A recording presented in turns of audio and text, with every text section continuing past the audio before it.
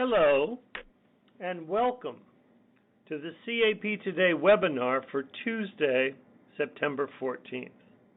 I'm Bob McGonnagle, the publisher of CAP Today, and I'll be your host and moderate a question and answer session after our presentations. Today's webinar is entitled, A New CSF Assay Can Improve Detection and Management of Brain Metastases. And I want you to know this webinar is made possible by a special educational grant from Biocept. We want to acknowledge them and thank them sincerely for their very crucial support for this quite important program. Our speakers, and I'll say more about them in due course, are Dr. Michael Dugan, who's with Biocept in San Diego, Dr. Seema Nagpal, who's Associate Professor of Neuro-oncology at Stanford, and finally Dr. Santosh Kesari, who's Professor of Neurosciences at the St. John's Cancer Institute in Santa Monica. As I'll say some more when we start the program. But before that, just some brief housekeeping items. We recommend that you refresh your browser. We do have live help available at any time. You'll see in the lower right-hand corner of your screen, there's a number, 888-364-8804. People will be there to help you with any problem that you have technically. In addition, you'll see a box beneath the slides that's labeled Q&A. That's principally, of course, for you to ask questions of our speakers or make comments on their presentation and data. But you can also type in there any technical problems that you may have, and those will also be addressed by our live staff that's on hand throughout today. We will be posting the full slides and audio of today's webinar in about a week at captodayonline.com. I do want you to know that you will receive some follow-up email, so that's all quite legit, and I hope you see that and deal with it as you wish, but I want you to know that. Finally, it's very important that you know that CAP Today does not endorse any product or service that may be mentioned in today's webinar. Furthermore, any remarks that I may make as your moderator are purely personal, and they're not to be taken, of course, for the official policy of the CAP Today or the College of American Pathologists. So with that, by means of introduction, I want to introduce our first speaker. And our first speaker is Dr. Michael Dugan. He's an old friend and a very well-known pathologist, particularly in these advanced technologies that have so dominated the headlines in the last decade or so. Mike Dugan is the Chief Medical Officer and Medical Director of Biocept in San Diego. He's also a Senior Vice President with this company. And I'm going to ask him now to begin the webinar. Dr. Dugan. Thank you, Bob, and thank you to our guests, Dr. Seema Nagpal of Stanford and Dr. Santosh Kesari of the St. John's Cancer Institute in Santa Monica. Also, I want to acknowledge Dr. Nathan Sweet of Biocept for his help in preparing today's slide presentation. Let's go to the first couple slides here. I've got to get advanced here through a couple of the slides just to get past that. Cerebrospinal fluid was described long ago as ancient Egypt. This 5-meter-long scroll was purchased in 1862 by Edwin Smith, an antique dealer, and described 48 cases of traumatic injury, one of which, case number 6, had a compound fracture of the skull with rupture of the meningeal membrane, and describes really the first description of brain, meninges, and a fluid surrounding the brain, by which the author most likely means cerebrospinal fluid. The ancient Greeks were also known to understand this, although they didn't understand its function. Herophilus, who was a great Greek anatomist, that performed his life's work in Alexandria, Egypt, and defined arterial and venous blood flow, first described the ventricles of the brain, which he thought contained the psychic, or pneuma psychicon, or spiritus animalis. Galen was a Greek physician to Roman emperors who later quoted extensively from Herophilus' work, which was lost. There's no written record of his work, but Galen described it extensively. And later, Da Vinci, centuries later in the Renaissance, also described in his anatomical drawings the presence of the ventricles. It was an Italian anatomist, Domenico Cutugno, who really took the I should mention, actually, Galen was one who described also the spirit. He was one who talked about the different humors of the body, you might recall, the 4 different humors of the body, but he also described the CSF to be an energetic, vaporous humor, which was related to his concepts of mood and temperament. Cutugno really took the anatomy of the brain and described the CSF in anatomical detail, including the circulation through the intraventricular foramina and from the 4th ventricle through the foramina of Magendie and Luschka. The fluid was later called liquor Cutuni in his honor, but when asked about his discovery, Cutugno believed that Albrecht von Haller, a Swiss physiologist, was really the one to credit. Haller had done a lot of work describing muscles and nerves, and their relationship is considered later the father of physiology for his work, and also a well-known botanist. But when Haller was described about his work, or later publishes a textbook on his work, he references Emanuel Swedenborg, who was a Swedish mining engineer and theologian who began anatomical medical investigations of the brain to find the seat of the soul, something very similar to the Greeks. Notably, he remarks on the presence of a highly gifted juice dispensed from the roof of the 4th ventricle to the medulla oblongata and the spinal cord, but not having any medical credentials, he can't get his work published. It's not published until 150 plus years later in 1887. It was in 1870 that a Swiss pathologist named Karl Eberth described malignant cells in the leptomeningeal space, and then a couple decades later that Heinrich Kinke performed the first lumbar puncture. And in 1904, Henri Dufour, a French neurologist, first describes the presence of malignant cells in the cerebrospinal fluid. I should have mentioned here, we don't have a picture, Dr. Harvey Cushing, the pioneering American neurosurgeon who invented a way to measure blood pressure as well as the first intraventricular cannula. He first described the relationship of blood pressure to intraventricular pressure in the brain in 1901, and it was later in 1963 that a Pakistani-American neurosurgeon pioneered the use of an Ommaya reservoir, what became known as an Ommaya reservoir, to inject chemotherapy into the brain of patients, as well as other treatments for other illnesses. First diagnostic development really to look at cells in the CSF was this slide centrifuge described by a fellow named as P. Watson. We don't even know his first name, in about 1966. And this was subsequently patented by the company Shannon Scientific, which is now known as Thermo Fisher Scientific.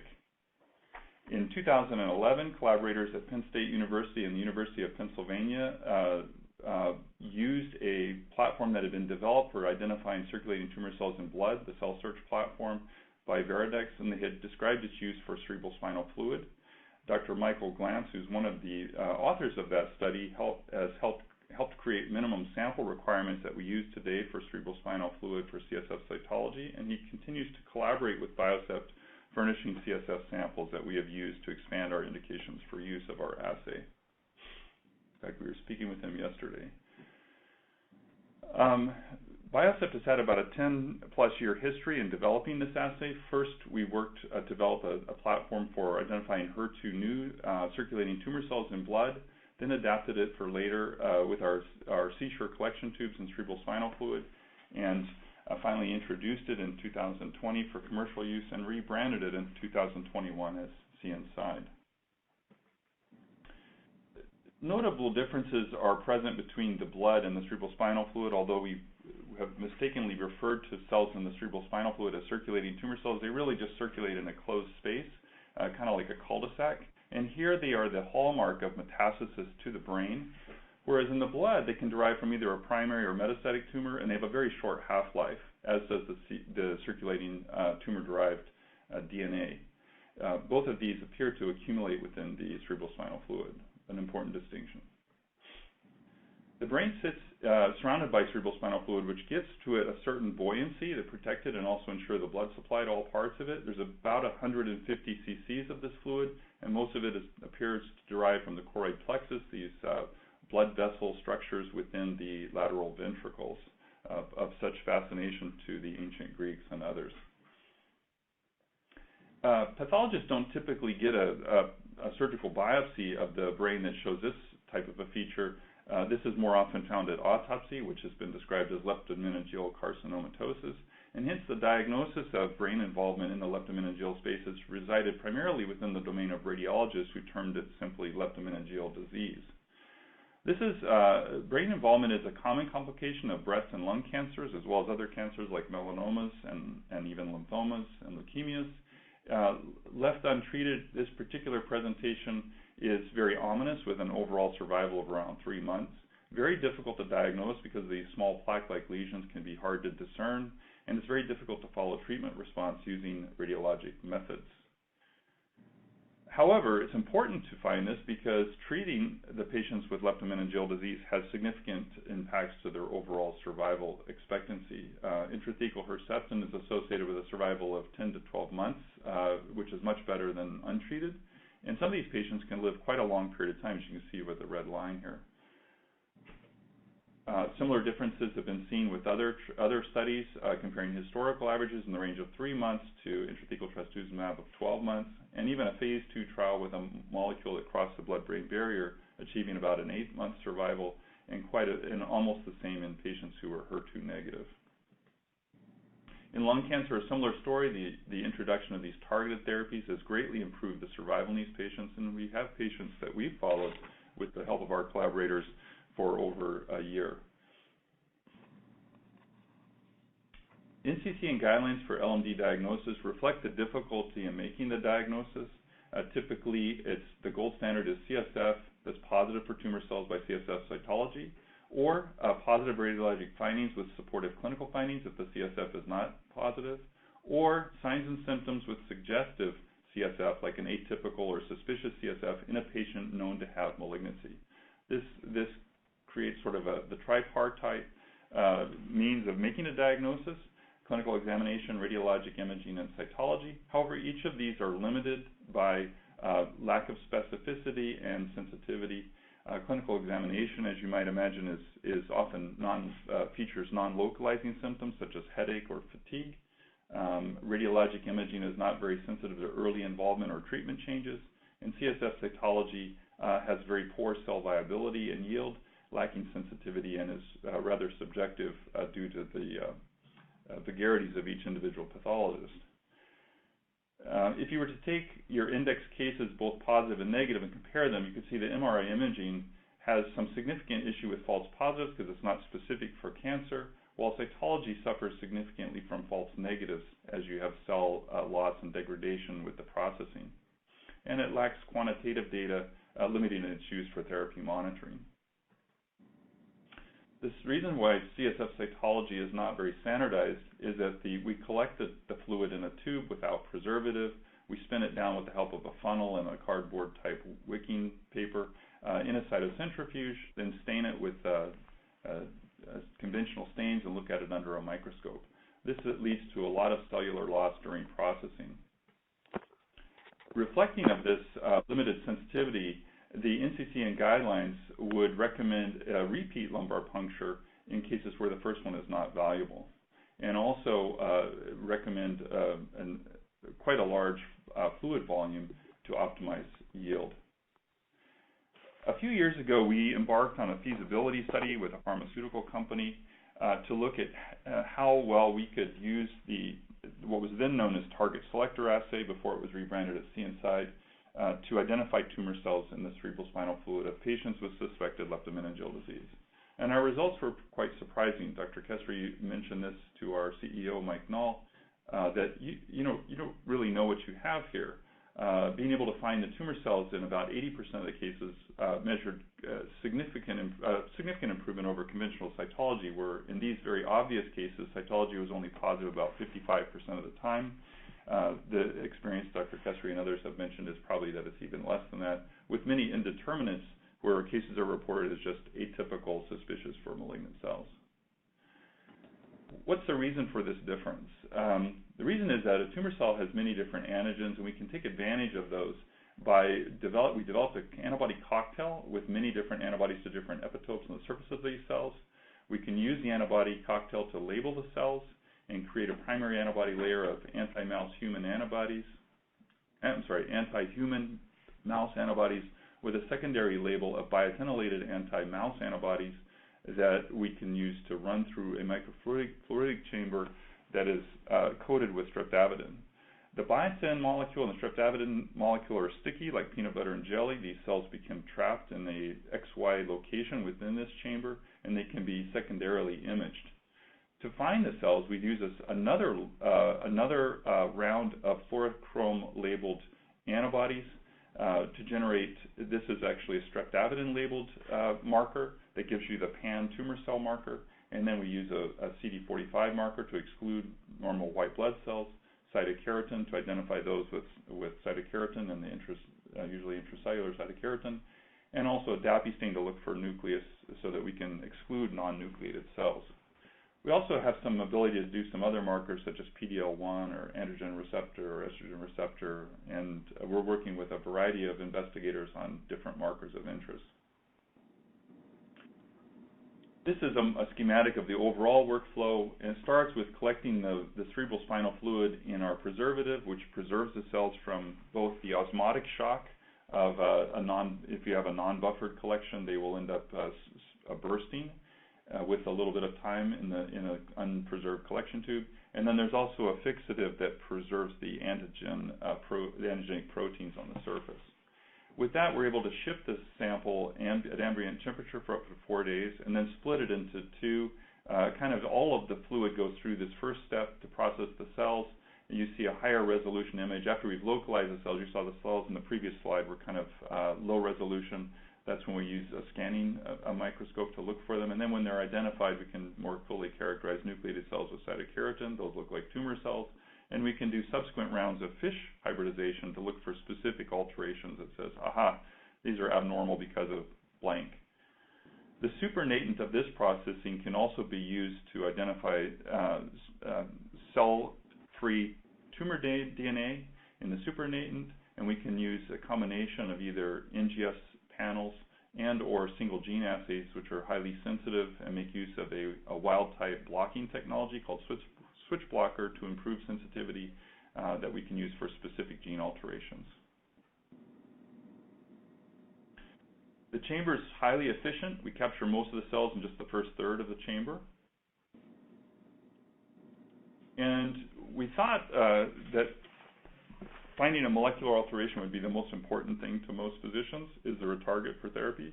But we found out that, ironically, it was the presence of tumor that was most helpful. And that's because many of the therapies are not specific therapies to a particular target, but often include chemotherapy or radiation. Presence of a cytokeratin-positive nucleated cell with abnormal chromosomes is pretty indicative of a malignant cell, in this case involvement by metastatic cancer.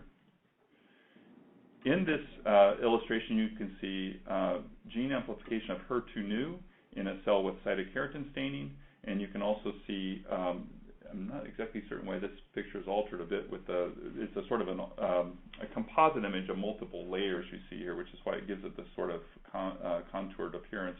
Each layer looks separately much more clear. And you can see some of the cells lose their cytokeratin. These sort of are de-differentiated cells. This patient presented with over 26,000 cells, and Dr. Kesari will describe her in more detail. And finally, I want to mention the Ommaya reservoir, which really gives us the ability, as Dr. Kesari will illustrate, in gathering fluid sequentially to determine is there a trend. And the serial monitoring of cerebrospinal fluid, tumor cells, and ctDNA and RNA has really been helpful as we evaluate these patients. And with that, I'll turn the discussion over to our next guest, Dr. Seema Nagpal, Clinical Associate Professor of Neurology and Chair of Neuro-oncology at Stanford Healthcare System. Seema? Yeah. Good morning, everyone. I'm going to talk to you a little bit about a specific case where I use the CNSide testing. The patient of mine has metastatic non-small cell lung cancer. She's a 66-year-old years old in 2021. She was initially diagnosed in 2015 with an EGFR exon 19 deleted lung cancer, and at that point was treated with 4 cycles of cisplatin and pemetrexed. A year later, in 2016, she developed parenchymal lesions, and by that I mean the type that grow in a ball that we're used to seeing in brain imaging. She was started on the first generation TKI erlotinib and was actually quite stable on that medication for 5 years. When she presented to her primary thoracic oncologist, nausea, headache, and fatigue, and he ordered an MRI and then sent her to see me. And this is actually her MRI. I think I'm going to see if I can find one here, but maybe not. On the right-hand side of your screen, which will be the left-hand side of the patient, you can see the small area in the cerebellum that looks linear and is enhancing. And if you look carefully, you can see that there's simply just too much enhancement coming out in the cerebellar folia. It's kind of outlined. But this highlights how difficult making the diagnosis on radiology alone might be. Also, she has significant symptoms, and this is the mess that we can see easily. Doesn't explain her symptoms, so what exactly is going on here? Well, based on other parts of her imaging, you can see the arrow here is pointing at sulcal enhancement. It's highly suspicious for leptomeningeal metastases. We performed a lumbar puncture to confirm the diagnosis. And we also sent the insight on that lumbar puncture. So there were cells present in the CSF, and cytology was considered malignant. But we wanted some additional information. Was this erlotinib resistance or failure of erlotinib to get into the CSF? It's only known to penetrate, somewhere between 1% to 3% of serum levels. And that would give us 2 treatment strategies based on the answer. Should I pulse the erlotinib to just get more in there, or should I switch this patient over to osimertinib because she now has a new targetable mutation? So this is the result of her see inside. You can see she clearly has tumor cells in her CSF, a little more than 1,000. And you can see that's a cell over there on your right-hand side. And on this side, we can see the specific genes ordered on the NGS panel, including T790M, which is a resistance mutation that often develops for patients who are on first-generation drugs. So we started osimertinib on her. We also did test her for NTRK fusions because these were often not done on rapid EGFR panels, in 2016. And these also have a targetable drug that gets into the CNS. Fusion was not detected, though polysomy was present, but we started OC on her. Unfortunately, she continued to complain of nausea, vomiting, and head pressure. And we did multiple therapeutic lumbar punctures, which provided relief intermittently. And so eventually we asked our surgeons to place a VP shunt, which still didn't really fix what was going on. And at that point, her MRI brain, if you can see that in the cerebellum there, her parenchymal lesion had improved, as well as her sulcal enhancement, but her symptoms were still bad. And so we were concerned that somehow osimertinib was not treating the LMD. And so we decided to repeat the CSF studies the next time she needed a therapeutic puncture. And we did see inside on that one as well. And unfortunately, we confirmed that osimertinib is probably not working for her. The number of tumor cells was about 10-fold what she'd had previously, despite her MRI actually getting better. So her NGS panel also helped us out a little bit. She did have a PIK3 kinase show up initially, but then the T790 population actually was gone, successwely treated, you could say, by OC. But the population of cells with PIK3 kinase were resistant, which is kind of a known resistance mechanism. So from here, we actually started her on pemetrexed plus osimertinib. This is definitely off-label, but is a strategy we use at our center. And the patient actually clinically stabilized. So you can see that small little lesion in the cerebellum returning. So we're having a mixed response, but clinically this patient is better. And I have not yet resent C inside, but I'm be willing to bet it's going to show me the cell number has dropped. And with that, I'm going to turn it over to Dr. Kesari, who has, I think, another more interesting case as well. Great. Thank you, Dr. Nagpal.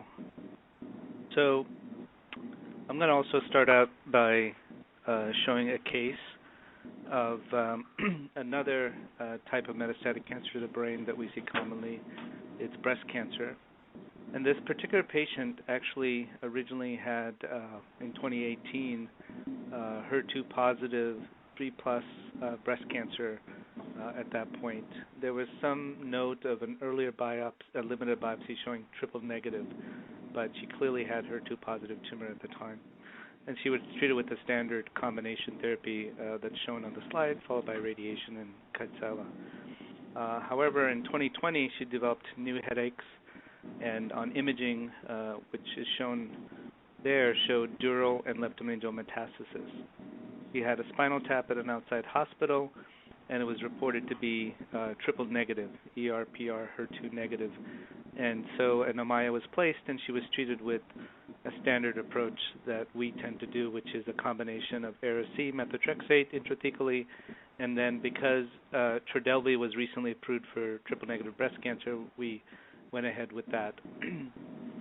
About a few weeks later, we got the results of C inside, and it was interesting because even though most of the cells were triple negative in the CSF, there was a small population of HER2 positive cells clearly identified, and I'll show some images later. And obviously that's a worrying sign because the treatments above that I mentioned doesn't necessarily cover HER2 positive cells. So we added intrathecal Herceptin based on that new information along with the chemotherapy that was mentioned earlier. And over time she had fairly dramatic response on imaging as shown there, pre and post treatment in the brain, as well as on clinically with some neurological symptoms she had, double vision, facial weakness, as well as on imaging it improved, and as well as on the CN side. So over time, though, this was obviously last year during the middle of COVID, and she contracted COVID and actually skipped, could not get treatment for over 3 weeks. And during that time period, she was off treatment. Clinically, she worsened. And eventually we got her back in after COVID resolved and restarted treatment, and again clinically improved again after restarting treatment. Eventually there was some progression for a variety of reasons that are unknown, but the tumor biology had changed, and as you can see, the lesion in the right cerebellar area actually grew and had to have it resected because it was causing third ventricular compression and hydrocephalus, and she underwent a shunt and whole brain radiation therapy. And again, imaging-wise improved, clinically improved. However, there were even more cells in the CSF now, and the number of HER2 positive cells as a percentage of total cells actually increased.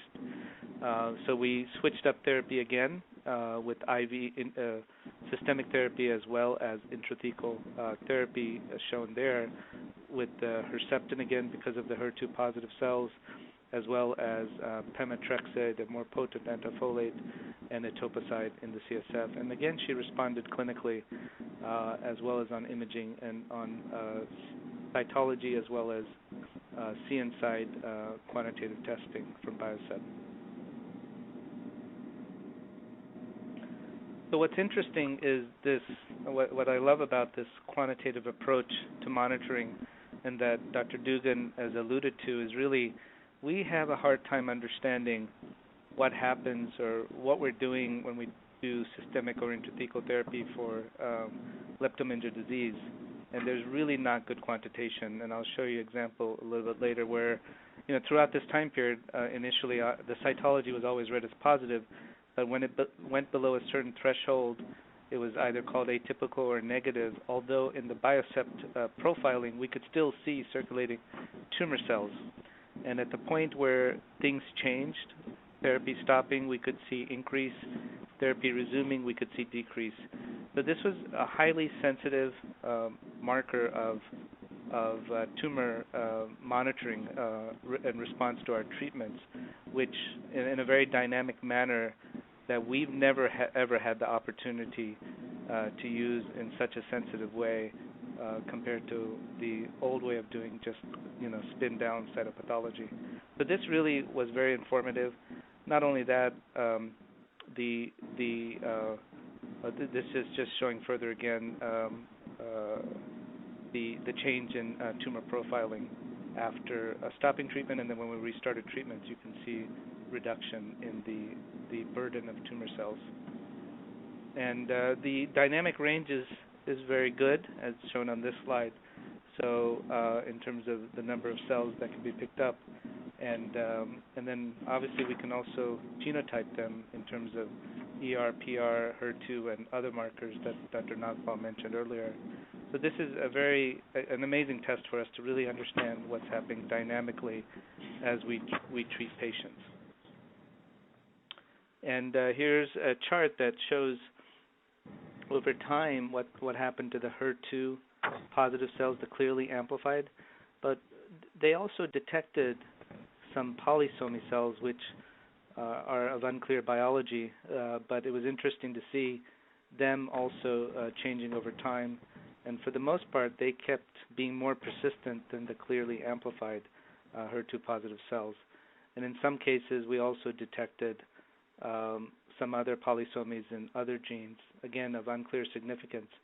But with this type of assay, we're understanding the heterogeneity in more detail than ever before, and obviously this would have implications for whether we should be doing more combination therapies, or is resistance coming up early and we need to proactively manage this earlier than just pure cytology, which is what we typically do, or even clinical changes, which is sometimes we wait for that as well.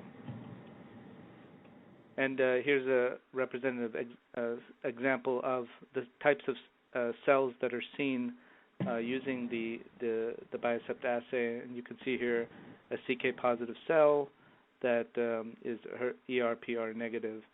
Most of the cells, as I mentioned, were triple negative, but a small percentage were HER2 positive in this particular patient. That really changed over time. And when we gave Herceptin, a HER2 targeted therapy, the numbers would go down. When we let up on that for one reason or another, the numbers went back up. So I think there is still a HER2 biology in play that's affecting this presumably triple negative breast cancer in the CSF.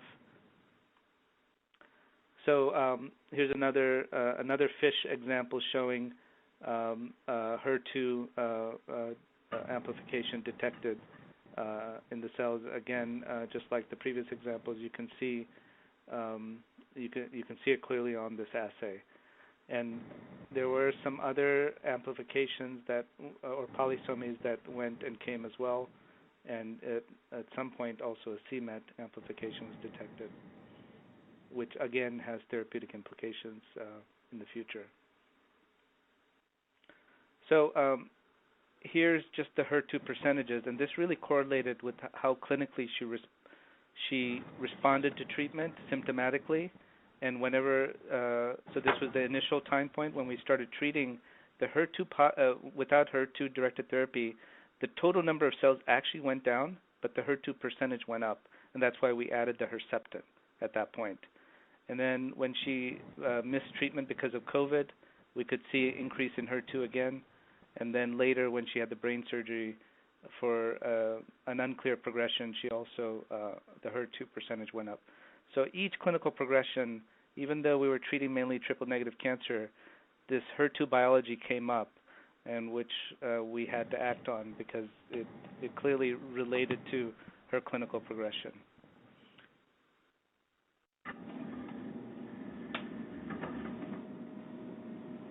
And yeah. So here's a composite of all that. So the total number of cells are going down over time, but there was always a relationship with the percentage of HER2 cells at each of these progressions that we saw over time. So this is like amazing data that really quantitative, longitudinal data that's telling us something very important about our treatment of this patient and what type of treatments to give. Again, that I've never had the opportunity to have in the 20 years that I've been treating patients with leptomeningeal disease. And so this is changing really how I treat patients in practice, because as mutations come and go, I have to adjust my treatment. And this patient is triple-negative breast cancer. She predicted to survive, less than 2-3 months at best with our standard approaches. But, she's over a year doing well now with our combination approaches and dynamically monitoring her over time. We haven't gotten rid of all the cells, and we continue to do maintenance treatment, and we're continuing to monitor what's happening to the cells, and are the cells changing in some way over time. And obviously we're using a very limited panel of tests, but as new treatments come up and new options come up, the test can be expanded to include other markers that may be helpful or useful for therapeutic purposes. Here's another, so that was triple-negative breast cancer with the small HER2 population. We also, working with Biocept, wanted to see, and with their research team help, we wanted to see if we can detect melanoma in the CSF using their assay. And so that took several months of optimization, and I wanted to show you some example of potential for this, because this disease is even worse than lung cancer or breast cancer, and intrathecal treatment doesn't really work very well. It's a very nihilistic diagnosis that most oncologists don't even want to treat these patients. As a neuro-oncologist, we tend to see these patients, and if the patient wants treatment, I tend to offer. But one of the things is really understanding what the biology of the tumor is, because that dictates what type of treatments I can give them. And again, the CNSide really offers that opportunity to understand biology in the CSF versus what the tissue might have been years ago. In fact, we couldn't even find the tissue biopsy for this patient, so we didn't even have that opportunity. So this patient obviously has metastatic melanoma in the brain as well as CSF with clear leptomeningeal disease based on imaging. The cytology, however, it's a very sticky disease. You can think of it. You can actually see it here on the right temporal lobe, sulcus, as well as in the intraventricular spaces, but it's growing as a mass rather than the typical triple-negative or lung cancer leptomeningeal disease, which is more diffuse. Sometimes you can't see anything on imaging, but this particular patient's tumor is very lumpy. So that's why the cytology was actually, for many months, no one would call it leptomeningeal disease, even though it was sitting right there based on imaging, because the cytology was either negative, suspicious, or atypical, and so the patient wasn't treated for many months because there was no clear diagnosis. And when we saw the patient, we using the research assay, we were able to clearly identify that the patient had leptomeningeal disease based on the CSF testing, and we placed an Amaya and started a combination of systemic and intrathecal chemotherapy. And this patient actually had stable disease over almost 6 months now, and clinically doing okay. We're learning a lot from melanoma, which is obviously a very much more difficult disease. The imaging clearly didn't show much change over time. So, and the cytology, as I mentioned, was very, suspicious or atypical, but, not very quantitative, not very difficult, not very easy to use in order to see if my treatment is working or not. But in fact, when we did the CTC counts, you could actually see that the patient's tumor was actually responding to our treatments, and you could see a dramatic reduction in the number of cells in the CSF over time. There was a little bit of a hiccup here, and then we changed treatment again, and again the patient responded. So this was, again, very helpful to really understand whether, the treatments that we were doing was useful or not, because the imaging certainly wasn't helping us, and clinically the patient was fine. So this is the total number of cells in the amount of CSF that was collected at each time point, but it's similar when you normalize it to the volume of CSF collected as well. So again, the range of picking up these melanoma cells in the CSF is a pretty good dynamic range over time, and these are small number of patients, so it could be better than this, of course, as we collect more CSF and more tumors over time. And this is just a table of showing the volumes and the number of cells, and again the cells per ml, just like I showed in the previous graph. So, and here's an example of what the panel of capture antibodies that were used to identify these cells and capture them in the CNSide test. You can see here positive markers for melanoma cells with MART1, tyrosinase, HMB45, and SOX10 in this particular patient. And we also saw some evidence of mutations or aberrations that could help us in future treatment options as we think about this patient and combinations. Obviously, I wish he had a BRAF mutation. We would obviously started BRAF-MEK. We knew that early on. But does have a CDNK2A mutation, deletion, and so we could certainly think about a CDK4/6 inhibitor in the near future. Oops. So,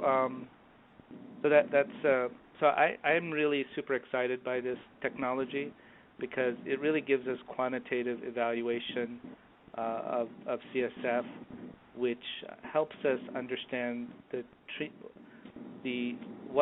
whether the treatments that we're doing are really helping or not in a much easier, quicker way.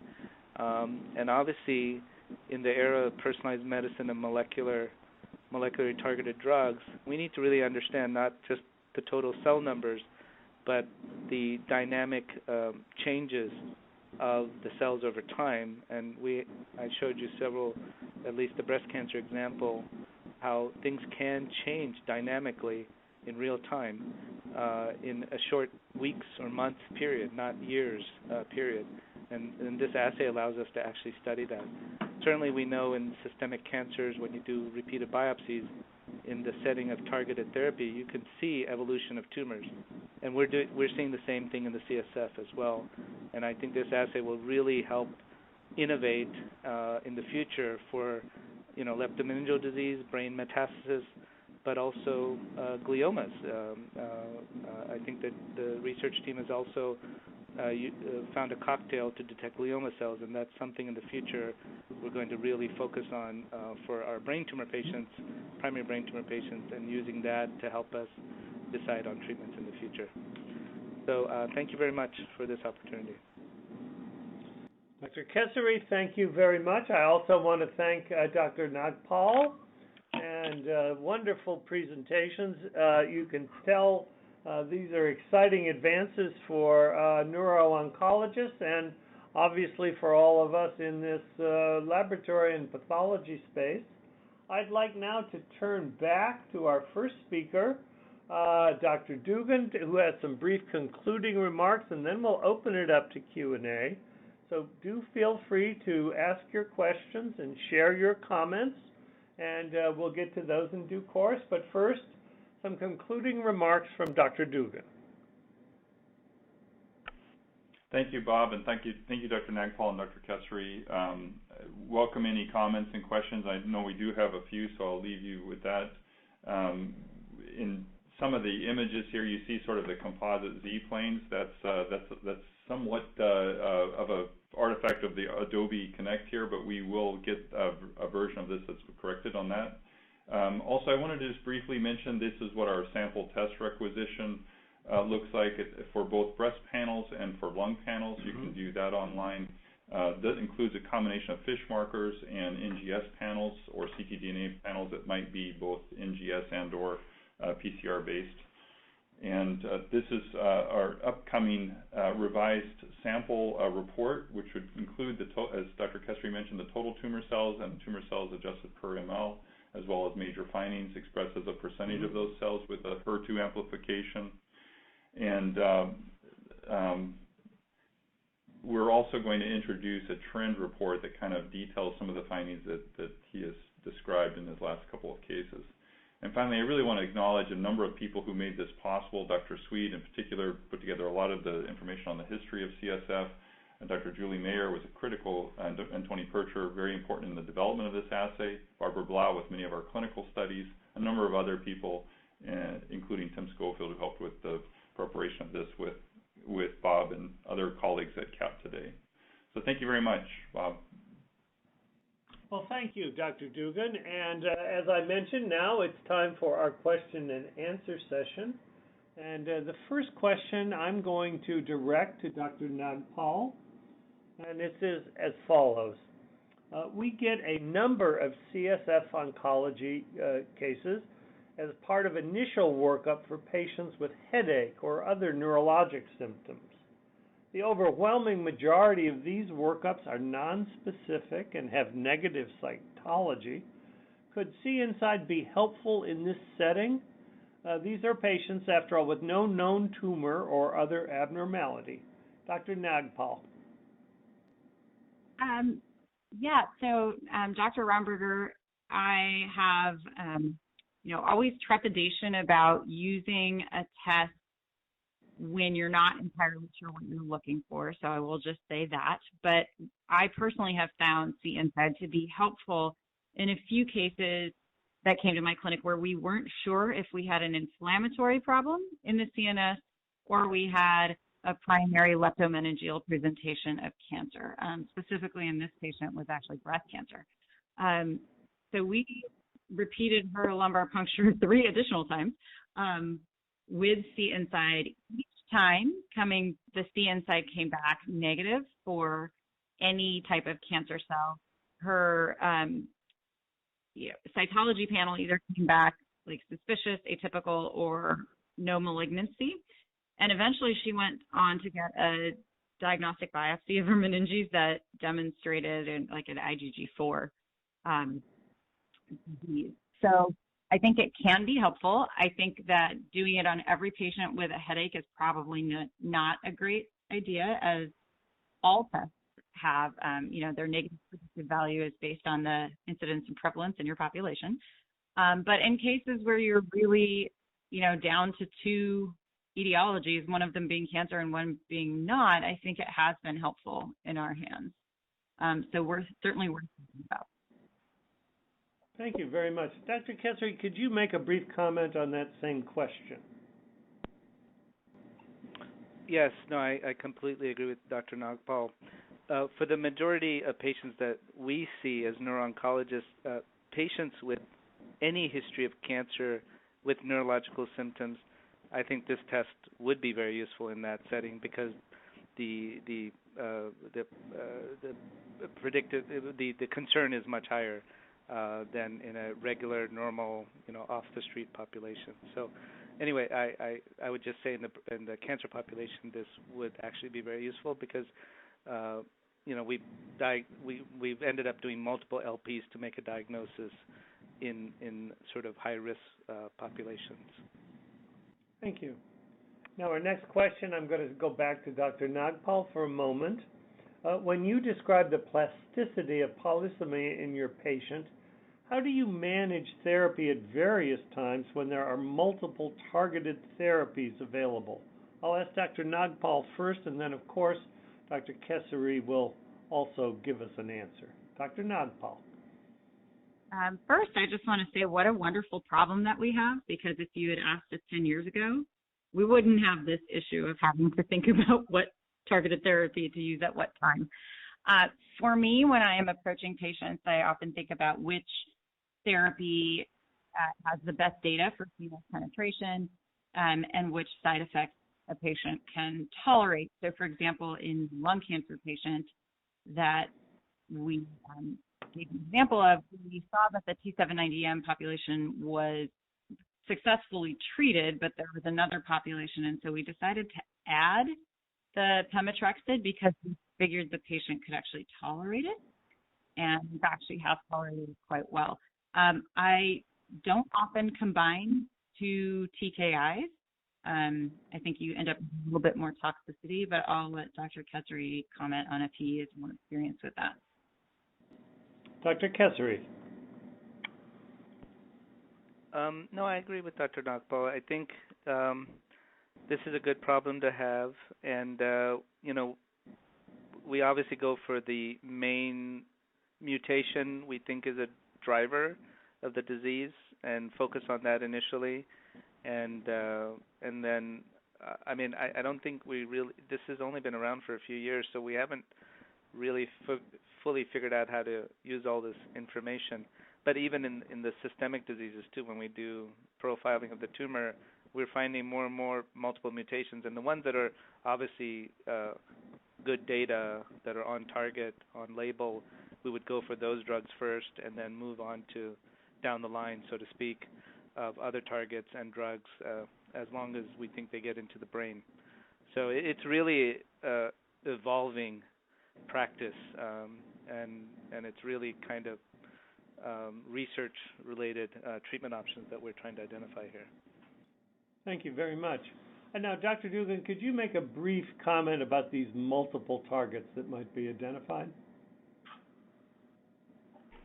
Yes, there's many different molecular targets that we're looking at, and we've, as I mentioned, we have some NGS panels that are specific for they've been specifically developed for breast and lung because those are areas of high degree of interest, but because they use extracted DNA and actually DNA and RNA both for the lung panel, we can use them for a variety of indications and have in our experience we've used them for many different tumor types. Right now we're working to expand the tumor types that we offer. Really our panel is adaptable for almost any solid metastatic tumor. With small adjustments we can optimize it for melanoma, which has a little bit of a different phenotype. As well as primary brain tumors, we've used a modified panel for primary brain tumors as well in research settings. Thank you very much. Dr. Dugan, tell me something about the cell capture rate that you find you get in your sample processing.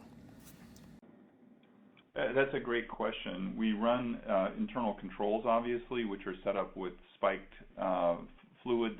We use cell lines for that. Capture efficiency is quite high, but does vary often by the cell line itself, which relates to the antigen density on the surface. So short of giving you an exact question, I'd just say an exact answer. I would say there's a range there that's probably in the range of 40 to 80% at least, depending on the cell type and antigen density. And it's in many instances approaches a much higher number than that. Thank you very much. And since you've used the word control, could you speak a little bit about the available controls or what you use for controls currently for the C-inside assay? We use a number of cell lines that we routinely use to determine both. We have sort of a high and low capture control that we use routinely, and then in our development efforts we use a number of other controls and sample cell lines. Very good, thank you. And I'm assuming, since we're on a CAP Today webinar, those same cell lines would be good sources for potential proficiency testing material in the future. Is that right? Potentially, yes. We think one of the advantages we have with the test over conventional cytology is the use of the collection tubes, the C-short tubes, which really preserve the cells, as I said, for ambient shipping, and that could conceivably be used for any cell line that might be used in a proficiency testing setting. So that allows us to ship the samples for up to 4 days before it's run, and really gives us a pretty long window as a reference laboratory for performing this test from anywhere in the country. Thank you very much. We have one more question for you, and then I'll come back to our neuro-oncologist. Can you identify aggressive profiles of CTCs, such as those from stem cell cancers? Good question. Some of the cells obviously lose cytokeratin. They take on more of a maybe what's been called as the ectodermal to mesenchymal transition. We see examples of cytokeratin negative cells in certain tumors are more predominant. We also have a variety of markers that we use to look at certain tumors. We can use markers like Ki67 or P53 to sort of characterize tumors that might be more aggressive. We've done that mostly just in a research setting. In our clinical setting, we're using targeted therapy markers like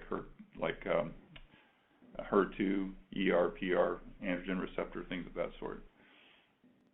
Very good, thank you. Now, Dr. Nagpal, as promised, I'm back to you with a very interesting question to me. Some drugs like alectinib claim to be neuroprotective, as in the first-line setting for lung cancer. Do you now use CNSide routinely to monitor for brain mets during such a treatment? So I don't use it as monitoring for patients where I don't have any inclination that the patient has developed brain metastases.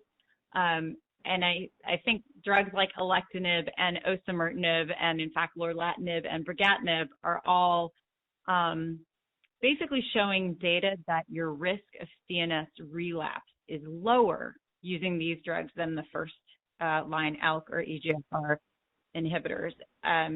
So I think in the Tumor study, the risk of CNS progression was 6%. And actually, given that number is so much lower than the control, which was, I think, out at 15 or 16%, I wouldn't necessarily want to be lumbar puncturing those patients all the time. So I typically wait for some hints that disease is in the CNS. Thank you. And Dr. Kesari, would you please give us some comment on this same question? No, I think I agree with Dr. Nagpal said. I think brain mets is a much larger population of patients. Some of them probably have leptomeningeal disease, but we can't be spinal tapping tens of thousands of patients, and so we need better risk stratification. Okay. Probably that's something we can develop over time to see who should be checked for CNSide as high risk, so that we can monitor them. But that's something that will have to be thought about over time. Thank you. Thank you very much. And with that, I will give you the last word. This has been a very fascinating webinar, and I just want to remind everyone that you'll have a chance to review it, see all the slides, and hear all the talks. In about a week, we'll post this at captoday.online.com. And with that, let me wrap up. I want to thank Dr. Michael Dugan. I want to thank Dr. Seema Nagpal and Dr. Santosh Kesari, who've been our three principal speakers. Each one of you presented very interesting data, riveting data, and I'm sure there's a lot of excitement for the future developments that you've all addressed and hinted at, so we'll stay close to this story as it moves forward. I also want to thank Biocept. Their educational support made this possible, and we're very grateful for them, as we are for all of our sponsors. And finally, I want to thank all of you in the audience. You've taken time in a very busy schedule, I know, to spend that time with us today on the webinar. All of us are grateful, including our sponsor, Biocept, and our speakers. So with that, one more time, I want to thank Dr. Dugan, Dr. Nagpal, Dr. Kesari. I want to thank Biocept, and I want to thank all of you. And with that, I'll bring today's webinar to a close.